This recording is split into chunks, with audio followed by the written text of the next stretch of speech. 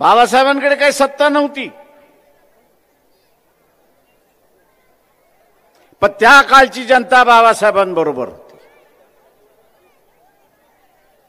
आणि त्या जनतेनेच परिस्थिती बदलली.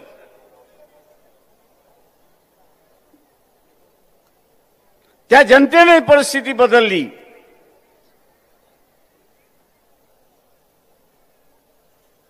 आज तुमच्याकडे सुद्धा तीच ताकद आहे आणि ती ताकद तुम्हाला असताना वापरावी लागणार आहे हे लक्षात घ्या.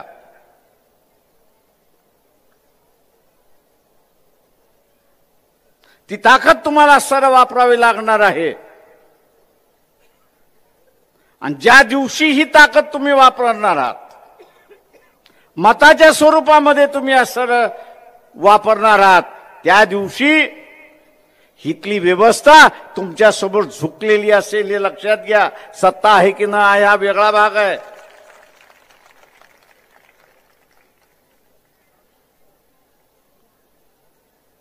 आज मला अनेक जण म्हणतात, प्रकाशराव काही करा, फुले शाहू आंबेडकरी जनतेला आवाहन करा, त्यांच्या पायावरती उभं करा. अरे म्हटलं तुम्ही आवाहन करा ना. ते म्हटले आमचं ऐकत नाही म्हणून आम्ही तुम्हाला आवाहन करायला सांगतोय. म्हटलं विकलेली आहे त्याला मी काय करू म्हटलं.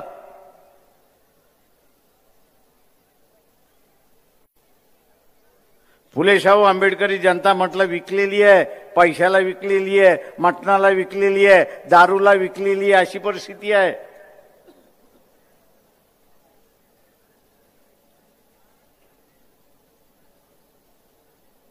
या सामाजिक चळवळीचे असणारे हे नेते आहेत.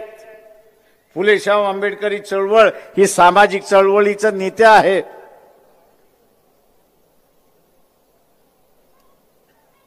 त्यांच्याकडे जेवढी ताकद आहे तेवढा धनगर म्हणतो माझ्याकडे नाही, माळी म्हणतोय माझ्याकडे नाही,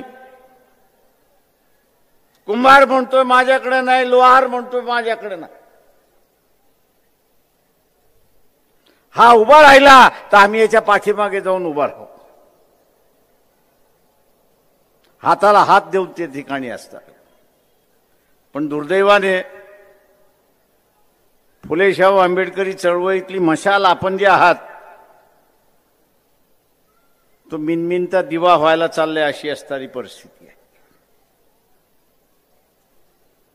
ज्या दिवशी ही मशाल पुन्हा पेटलेली आपल्याला दिसेल त्या दिवशी हे जे संविधान बदलणारे जे आहेत ते पहिल्यांदा तुमच्याकडे गिडगिडवून करतील. अरे बाबा आम्ही मासं म्हणायलाच नव्हतं, आम्ही अमुक म्हणायला तयार होतो, तुम्ही जरा चुकीचं ऐकलं आणि म्हणून तुमचा गैरसमज झाला, ही सांगणारी माणसं त्या ठिकाणी उभी राहतील. ही तुमची ताकद आहे. ही तुमची असणारी ताकद आहे.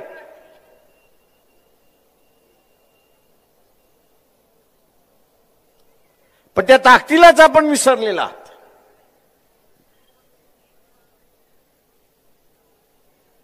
ती ताकद या जयंतीच्या निमित्ताने पुन्हा उभा करू अशी प्रत्येकाने प्रत्येकाला नाही तर स्वतःने स्वतःलाच आश्वासित केलं पाहिजे की ही ताकद मी पुन्हा उभी करेन, तरच खऱ्या अर्थाने रमाईची जयंती साजरी झाली असं मी त्या ठिकाणी म्हणेन आणि आपली रजा घेतो. जय भीम, जय भारत.